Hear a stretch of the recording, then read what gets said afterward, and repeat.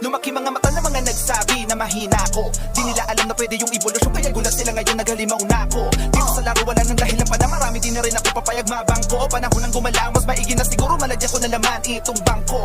Yung bangko, dami sinugal, oras panahon na nila andi na ubos ang gumawa ng paraan. Inalis yung pabigat, para gumaan. Sistemang nakatambay, di ko na hinintuan. Lahat ang balakid sa daanan, dinaanan yung mga kumakahulay. Inasarang tinawa ng mga ayaw kumalaw, ay pinitawan at yung mga kumikilos lang ang dapat ang samahan, di yung puro kayabangan. Masarap pag ako nagtimpla, di na kailangan na itest ka. Kahit sa mailagay, paparo pa kanta, basic. Kaya ko nagibain ka, nakakatawa na yung minamaliit nila noon kung saan saan ako makanta. Samantalang kabaliktaran naman na naganap sa mga tanga na inuunang mangmusga.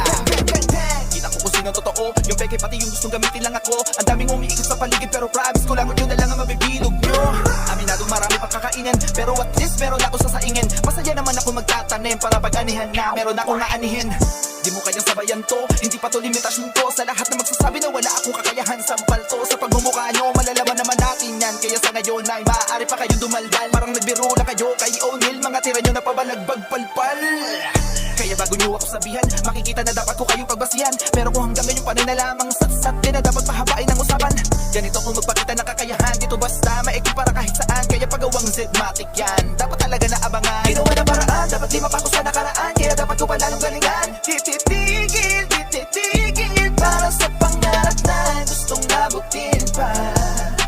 Kasi marami pa akong gasolina.